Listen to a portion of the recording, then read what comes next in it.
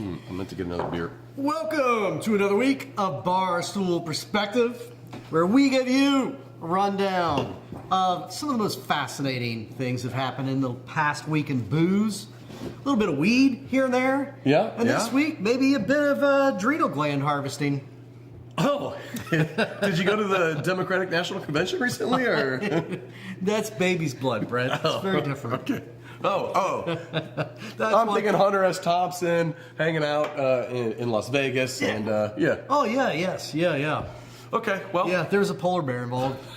Wait, what? Let's move on. All right. Skew proliferation. If you're not familiar with that, is a skew. I don't even know what that stands for, actually. Everyone just says skew, SKU. Stands for SKU, Brent. Stock keeping unit. Thank you, producer Dan. Basically, everything that has a barcode is a skew. So there is 35,000 SKUs of beer in the United States, craft beer specifically, which is down 2,000 SKUs from last year. Mike, 35,000 craft beers, is that too many? Like in one night? Yes. Are we talking like a long weekend, 3-day weekend? Is it good? Is it good for the economy to have 35,000 craft beers? Is it good for you as a drinker? I think that if you are trying to move product on retail shelves, canned, bottled product, that seems pretty daunting to me. I mean, that's a lot. It's a lot. It's theoretically a lot of... I'll tell you what actually kind of surprises me about it is that sounds like an astounding array of flavor options. And yet, everything tastes largely the same. Well, that's because out of those 35,000 SKUs, 50% of the dollars that are sold of those is IPA. So I can only assume that greater than 50% is IPA. And damn near every IPA, and even for that, I love IPAs. I don't really like these fruity as hell New Englands. Some of them well executed are good, but as a style, they're way overdone. I don't really like them. I think they're like craft beer and they're IPA for people who don't really like that style at all, or even particularly like beer. So I would suspect that even if you're breaking down IPA, that at this point, 90+% of everything called IPA is actually a fruity as hell New England over-the-top milkshake nonsense. We've missed the point with what an IPA is at this point. Yes. Like, I get the whole, hazy IPA, West Coast IPA. There's a couple good delineations, but there's so much in-between nonsense that just gets branded IPA because they know IPA sells more. Right. That they think it's going to help if I call this English Pale Ale an IPA. Yeah. And then it doesn't taste like an IPA. Most of the people who think they like IPAs now, I mean, particularly younger generations, you come out of COVID, you get turned on to something that's called an IPA, you don't really even like IPAs. Yeah,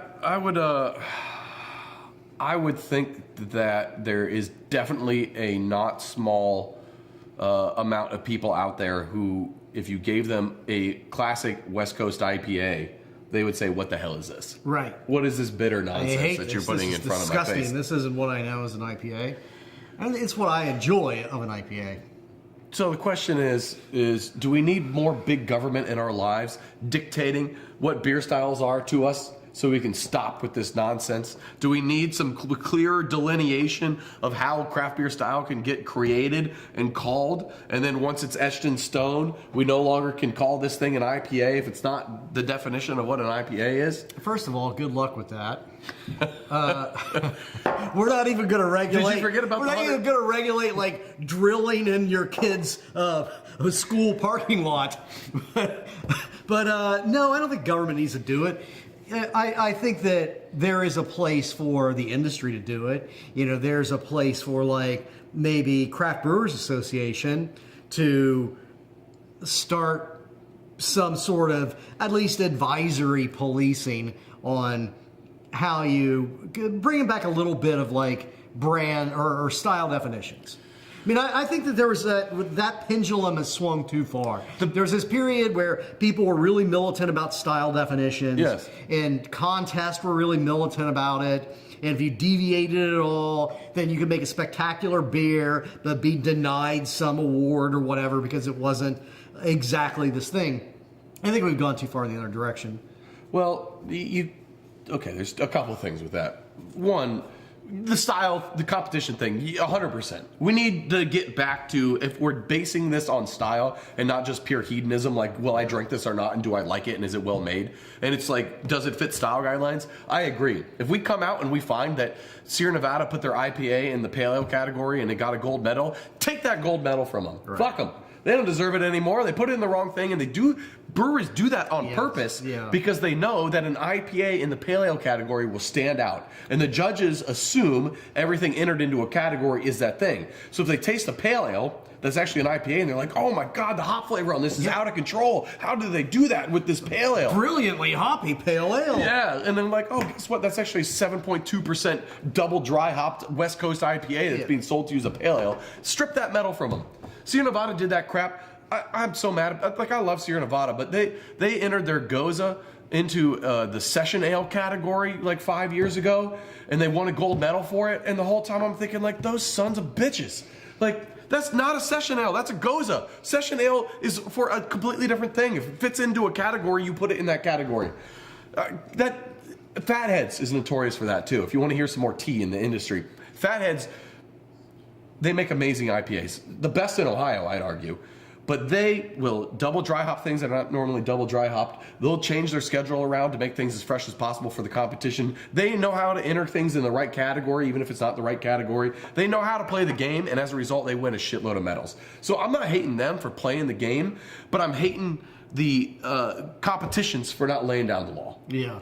The other point I want to touch on is that the BA, who should regulate that shit, because you're right, they got an issue where they let the tail wag the dog. The BA, you exist because the breweries pay you and allow you to exist, but you also have to do what's good for the breweries, even if they're not going to like you for it. And they don't. Yes. Yeah. They don't ever do that. They just do. They just kowtow to the lowest common denominator and then listen to lobbyists and bullshit and Congress and politics, and it's just bullshit. They don't help guide anyone. They just do the laziest money grubbing thing possible. And like, where's the romanticism and craft in that? It's bullshit. Lowest common denominator, most money grubbing thing possible? Yeah. America! Good wrap up. Good wrap up. I guess we didn't answer the question on is the 35,000 SKUs too many, but I think in a roundabout way we did. I think we did. Yes, probably. Mike, how safe are cortisol mocktails? Well, Brad, I've been pounding them all week. You've never seen more stressed. First of all, explain what they are. Yeah, if you didn't catch that, yes, cortisol mocktails. Cortisol, the substance in your brain that makes you stressed and anxious, is now being put into cocktails because it's supposed to give you an adrenaline-like high. Yeah. And I don't understand the science of all of that. It may be different from adrenaline, but it's adrenaline producing. I don't know. Doesn't it come from the adrenal gland? I don't really remember if there was a description of how you took it. I know that when Hunter S. Thompson was rounding up, all the drugs necessary for that trip in Fear and Loathing, that the human adrenal gland was part of, it was the real score of that trunk full of drugs. So it's supposed to be a good time, I guess. But I'm not sure exactly where it comes from. I don't know if you do, in fact, have to harvest it from a homeless person. But can we stop with, like, I'm not going to say, okay, I'm going to say it.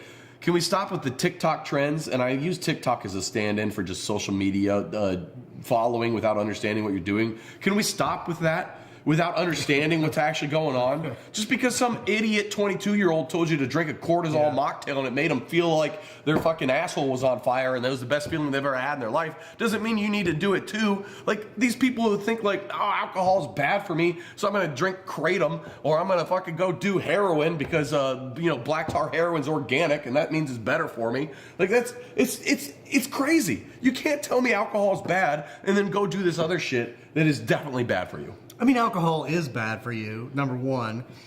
Number two, I don't think we have any clear understanding of what cortisol. First of all, don't call it a mocktail if it contains some serious drug.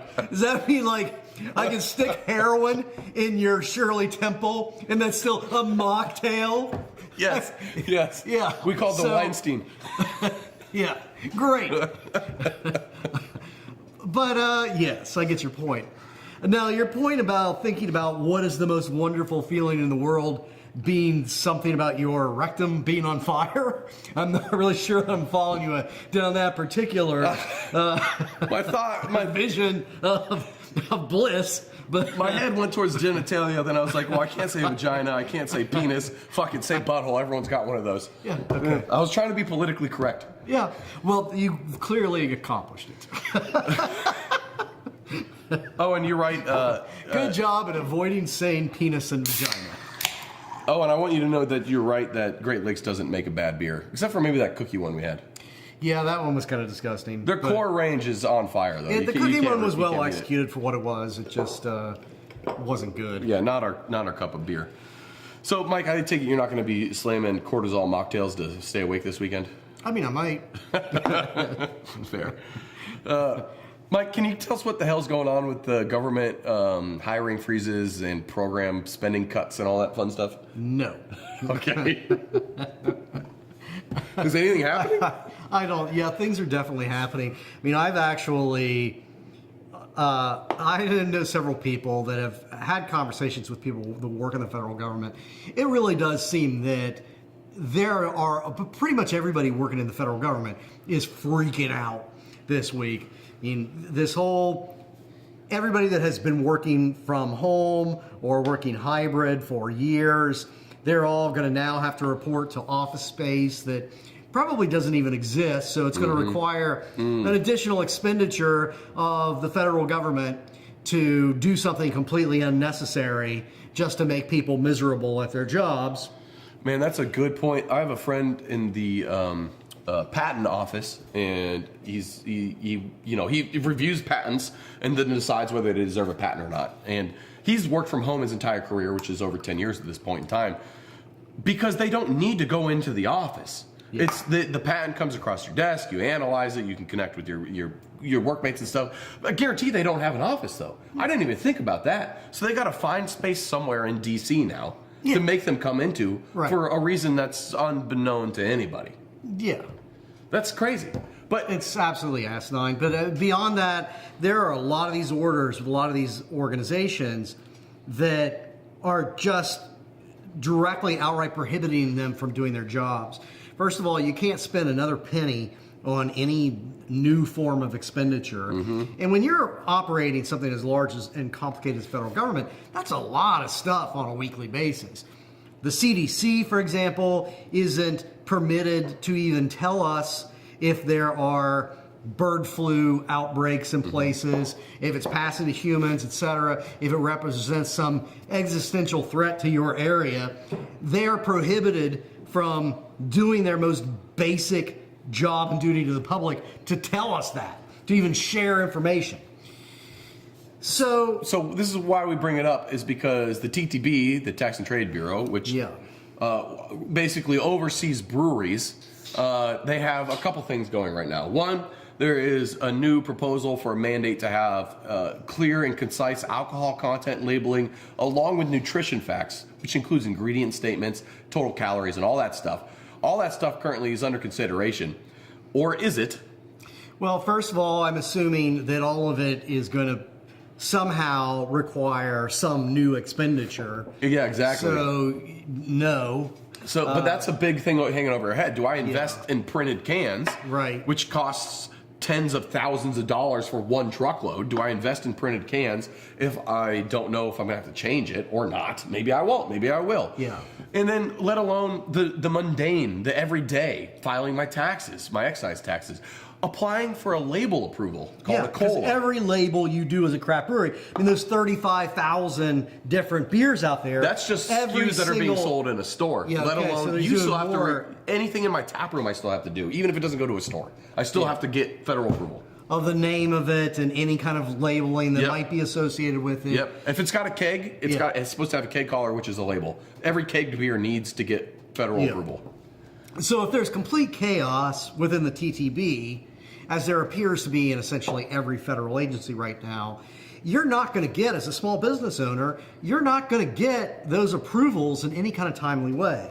Correct. It's going to be more akin to like the times that we have shut down the government due to incompetence and stupidity in Congress. And that, what's your approach been during those periods? Man, the shutdowns are wild because there's some, the goody two shoes who are like, well, the government can't approve any labels, so we're not going to make anything new. And then there's people like myself who were like, screw it. We made the label. We submitted the label per the guidelines. The fact that they're not reviewing anything right now is not my problem. We can't hold up our business. We're just going to go ahead and make it and print it and do it anyway. You didn't say no, so...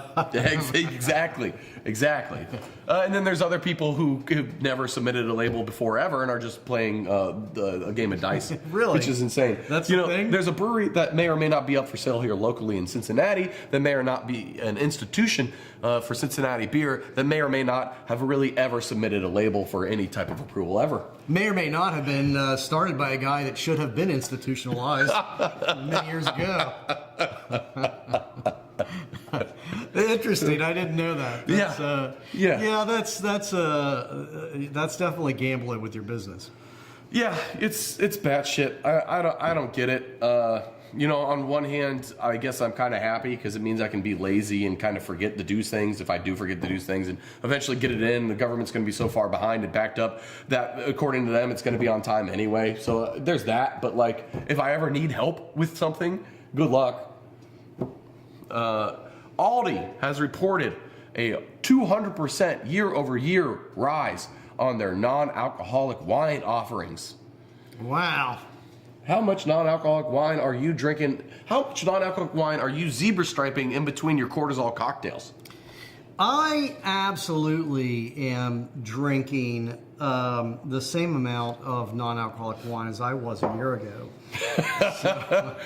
Gallons? None. You're living that real zero proof life. Yeah. Zero proof that you've ever touched a non-alcoholic. I have never, aside from Welch's grape juice, I have never had a non-alcoholic wine. So I don't know what they taste like. I can't imagine. I imagine just, fruity and kind of sweet, I would think. There's a couple good ones out there. My wife's been pregnant twice now in the past 4 years, and there's a couple out there that we really like that taste pretty dang close, where they actually ferment it out and then they remove the alcohol afterwards, and they taste pretty good, but it's not the same. None of it's the same. We know that. We've had Athletic here before. It just it doesn't hit right. No. So when she's pregnant, you do that thing where you pretend not to drink too? No, I didn't pretend. I just drank too much. I 100% had a problem. Mike, have you heard of hop water? I have not heard of hop water, and something tells me that my life is not going to be any better for learning. Hop water is seltzer, just regular seltzer like LaCroix, but flavored with hops. Okay. It's been a thing for a couple of years now. Who drinks that? If you really enjoy hop flavor and hop aroma, aren't you going to drink high hop beers? But it's non-alcoholic. So it's sort of an NA. It's a bitter seltzer. It's a bitter seltzer water. That's it. Yeah, it's just a bitter soda water. I mean, all right. I don't get the point of it either, but some breweries make it. Well, I'm pleased to tell you that the latest innovation in craft beer, hard hop water. We're taking that bitter seltzer water and we're making it alcoholic. Because the worst part about beer is that silly grain. I hate it. I hate that malt. Just give me bitter booze. It's just like high hopped. Yeah, it's like Malort. Except it doesn't get you drunk. But the hard stuff will. Yeah, but it's like 5%. Malort's like 600% or whatever. Yeah. Yeah, it definitely gets you drunk. Yeah, it's stupid as hell, and hot water is kind of dumb as hell anyway. I don't get any of it. It's You know what I don't get? People. Just people anymore. I don't get them. Did you ever? I had better, a little bit. I mean, I had a better capacity for predicting the dumb things, the dumb and irritating things that other people would do. Now I can't even predict it. I have no idea. It's just...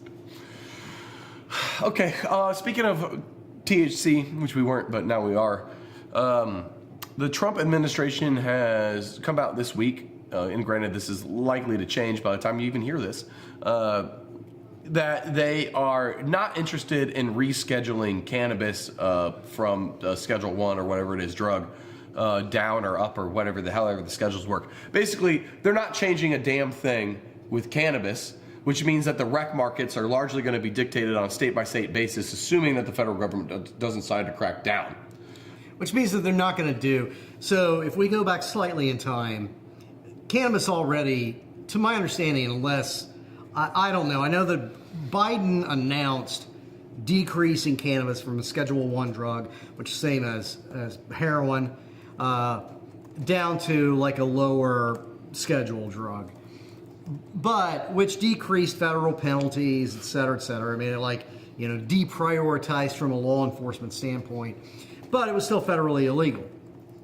And during this past election, Trump announced that, and there was a lot of speculation that the Biden administration was going to get its act together and be smart enough. They said it for 4 years. Decriminalize cannabis shortly before the election, which would have been a pretty smart baller move. They didn't do it. Trump then preempted them on the campaign trail, saying that he was going to decriminalize cannabis on a federal level. Kamala Harris followed, said she was going to do the same thing. Now, first week after he's elected, this true stat, eggs are up 40%. So all of you that voted on the basis of the cost of eggs. But he has also reversed position on decriminalizing cannabis. So that's setting us up for 4 more years of chaotic regulation around cannabis. And that industry is about to take off. So 4 years from now, there's going to be just a massive amount of inconsistent genies out of bottles that it's going to be almost impossible to put back in. That's what's crazy, is the rec market is about to have their hands tied on a being able to find growth level, because it's still federally illegal, which means that you can't really get loans for it, which means you still need to operate as a cash business, which means insurance is expensive and yada yada yada, everything else. You still can't take credit cards. Yeah, but hemp-based THC, which is like what we make here at Urban Artifact under our Costalo line, that is federally legal through the Farm Bill, because there's a carve-out for hemp. Yeah. And hemp being 0.3% or less by dry weight THC, basically the loophole is if you extract your THC from hemp rather than from rec cannabis, then you can concentrate it and then use it in any form as long as you stay below 0.3%. The beauty of liquids is that they're heavy, so 0.3% of a 12-ounce can is 100 milligrams, which means that's a shitload of THC. Yeah. So you can make strong cannabis drinks, hemp drinks, legally without very much regulation, and that's it. It's the Wild West. You can start doing that. So like your flour, your gummies, everything else is kind of stuck. The beverages aren't, which means craft beers are getting into it, but it also comes down to a state-by-state basis because it's still not regulated by the feds, even though they legalized it. So it's the Wild West. And 4 more years, basically, of hemp being allowed to run unfettered, at least on the national level, means that... With THC and cannabis still being federally illegal. Yes, which means by the time 4 years is up, you're right, that it's going to be such a tangled mess of money and regulations that there's no way we ever untie it. No. So, like, we're never going to have bad sensible... policy. We're never going to have sensible cannabis law. Yeah, and when you look right now at what's going on a state level, it's all over the place. And even with these, I mean, what I refer to as weed drinks, as shorthand. Yeah. But, you went through a lot of math there, but the gist of it is that you can still extract THC from hemp. Yes. You're not going to want to sit down and smoke that hemp. No, it won't get you high. Because it's not going to get you high smoking it. It's very low concentrations of THC, so it's not particularly efficient. But you can extract the same amount of THC and concentrate it from hemp that wouldn't get you high if you smoked it. So on a liquid basis, you can do the exact same levels of concentration. And you can produce something that is 5% THC, 10% THC, 25% THC, or milligrams rather. Yeah. And whether it's legal, whether you can sell it to children, whether it's technically, none of it is regulated on a federal basis, and it's radically different state to state. And there's still some states that have zero regulation around it. Yep. Just haven't accepted that it's reality. There's about 20 states still that have like nothing. There are some, like California, Newsom has used executive powers to criminalize it across the state of California because of increased problems with consumption of minors and health problems, etc. Rather than find sensible legislation, he's just like, fuck it, we're not doing it. Right. Rather than actually regulate it in a sensible way, they're just trying to criminalize it by executive decree, rather. Texas is poised to do something similar. And that's working so wonderfully in California that they're still selling the hell out of it out there, and they're still shipping it there, et cetera. It's crazy. In a backwards ass way, the red states are actually the states that are putting in sensible reform around this stuff. It's kind of nuts. The Bible Belt is like championing like responsible hemp consumption, keeping it legal, which is pro-business, and some of them. Like there's a good amount, like southeast of Ohio that are pretty good, and it's kind of nuts.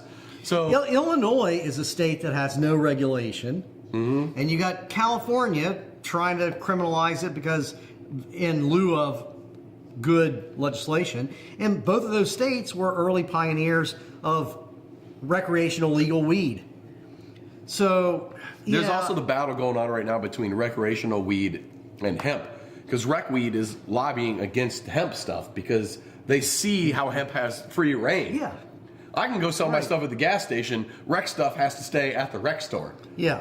So that's But rec's gonna lose out is what's gonna happen, and we're seeing more and more sensible. What I want to see as a business owner that's making hemp-based products is sensible regulation where I can keep doing what I'm doing, and we can protect the children, however that is, which means to me I'll happily pay a small excise tax.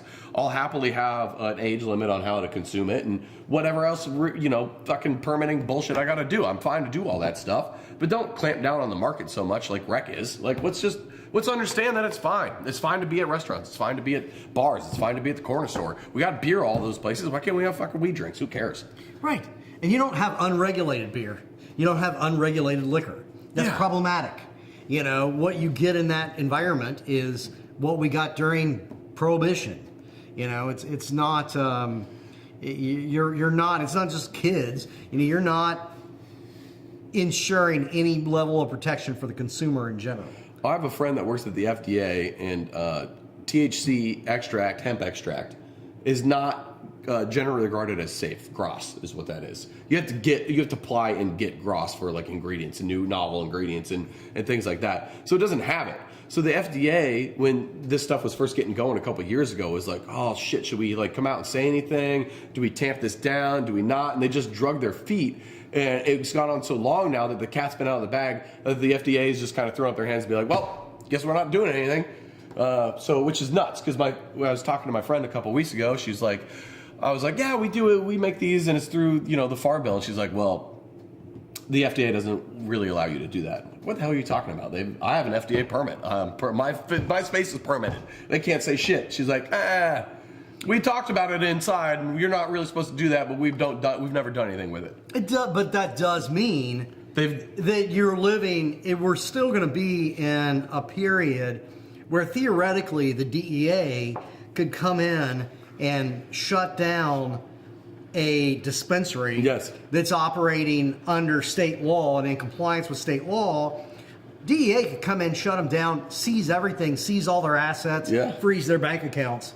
And FDA could show up one day and slap all kinds of fines on you and shut you down if they decide that they're going to start enforcing a policy that they've never enforced. Yeah, that nobody even in the industry that's doing it and trying to do it properly even knows. Well, the good thing about the FDA that we don't have to worry about is that the current administration is not going to do anything to empower the FDA. They might empower the DEA though, because you know who likes reefer?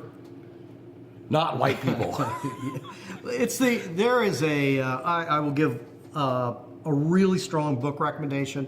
There's a book out there called Chasing the Scream, and it's about a history of the war on drugs and also how people have done or not done sane drug policy in different places.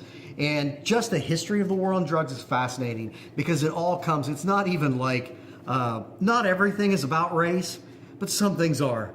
And the war on drugs is absolutely 100% about race and its origins. It was, weed was coming out of Mexico predominantly, and so coming out of Mexico and being smoked in jazz clubs. So let's criminalize it and lock people up over it. So yeah, you could see some of that at some point.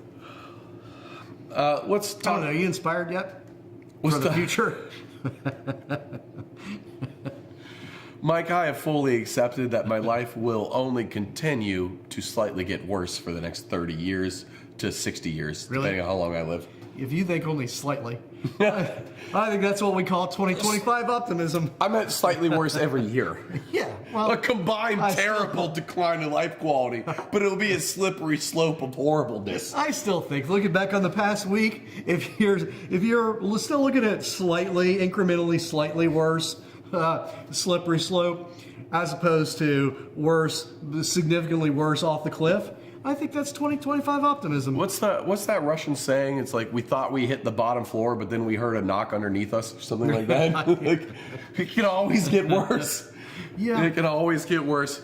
Monster Brewing Company has decided, well, it's not Monster Brewing, it's Monster Beverage Company, Correct. The makers of Monster Energy Drink, have a business division called Monster Brewing, where they bought up Canarchy, which is like, what's that place out of Florida and Michigan and some other, God damn it, I'm blanking so hard. Yeah, I don't Cigar City. They own Cigar City and a right. couple others. It doesn't matter. Canarchy is owned by Monster Brewing. They have taken another impairment charge. And an impairment charge, to refresh your memory if you're not hip to that logo, which I had to refresh my own memory, is basically saying that the value of this asset that we have has tanked so much based off of what we think it is and what the market says it is we have to write off a huge chunk of money off of our balance sheet, basically lowering the overall value of our company and depreciating this asset. So good for their bottom line in a single year. If they were making money, they could potentially not. Bad for the value of that asset, but by and large, they're basically saying the brewing side of things is hemorrhaging cash and it's not a viable business. Or is it? I want to give you this quote, Mike. CEO Rodney Sachs, Rod Sack is his name. Yeah, sure. CEO Rod had to be rough in school. CEO Rod Sachs has said it's premature for us to discuss ideas on the alcoholic and non-alcoholic sides, but we do have new ideas planned to help us become a staple in the business. What the hell does that mean? I think it means weed. It's exactly what that means. It's 100% what that means. But it does mean that, and maybe, we have been bullish on Tilray, despite everything that anybody on Wall Street says and the numbers for quite some time. We will continue to be, because we think that they have strategically bought up assets that are going to let them distribute weed drinks. Yes. In multiple the states. hemp beverages that we just talked about. The hemp beverages that we just talked about. Which isn't going anywhere for 4 years. We have also been pretty bullish on Boston Beer because we think that they want to get into being kind of the next Anheuser-Busch of weed drinks. Yes. I think that all of this is bad. This Trump administration position is bad for Sam Adams. It may be good for Tilray. I don't know what it means to Monster. Because the brilliance of what Tilray's been doing is they could operate in multiple states under multiple different licenses. Or, under multiple different legal regimes and licenses, etc. So that may be the way to success, this fragmented, change your product and your distribution models based on these arbitrarily different state laws. Maybe they are going to be better positioned for that than, say, Sam Adams is, that I think was prepared to roll out a consistent product on a national basis. But that's a good point. What's Monster going to do? I have to imagine they're going to look to Tilray. I really think that's going to be what their plan is. Because they have the same thing where they have breweries kind of dotted through the U.S. and they have their distribution arm through just Monster Energy drink. I really think it's going to be mimicking what Tilray's doing. And Tilray is really well positioned from a standpoint of they're using the beer side to cash flow other parts of their business. And their craft beer side isn't doing nearly as bad as Monster's craft beer side. So I think that's also helping Tilray. Yeah. But we're not financial advisors, obviously. This is just our gross speculation. And I think it's buoyed by the fact that Tilray stock is like 115 right now. So I can afford to buy a lot of stock and makes me feel, $100 for the stock makes me feel like a baller. Yeah, absolutely. Yeah, let me go. 9 shares. I'll buy another 100 shares of it. Excuse me, stockbroker. Yes, I need 50 shares. I'm aware that's only $60. Yes. Well, I think that's it for the week. Do you want to touch on the sad news in Turkey, or do we just, it's 35 minutes in now. Do we just move on to the tasting? I see we just moved on to the tasting. Yeah, if you want to see some more sad news and how that draconian laws around alcohol prohibition, as in high taxes and or restrictive laws, lead to deaths, just look up. The gist is, Turkey's having this problem that they have taxed the hell out of alcohol to dissuade people from drinking. The result has been bootleg alcohol, and the result of that has been that it's poisoning and killing people. Yeah. Yep. All right. Nugget. Trogs. Nugget Nectar. If you're not familiar with Trogs, they are a brewery out of Pennsylvania, around since 2004. When they first launched Nugget Nectar, it was one of the only double IPAs at the time. And this is really kicking it old school. So, Mike, I'm excited to try this. And Mike has never tried it. He has never had Nugget Nectar. So this has been one of your favorite beers for years and years. Every winter when this comes out. Look forward to it. So let's go. Cheers. What do you think, Mike? That's very nice. Agreed. Couldn't agree more. If I pulled this out of a cooler at a party, I would probably drink as many of them as I could keep pulling. Yeah, and you would be stumbling drunk and hit walls and be blacked out. But that sounds like a great party. Yeah, 7.5 ABV. But I can tell already just from a sip from the can that that's dangerous because it doesn't taste it. It's really kind of nicely balanced.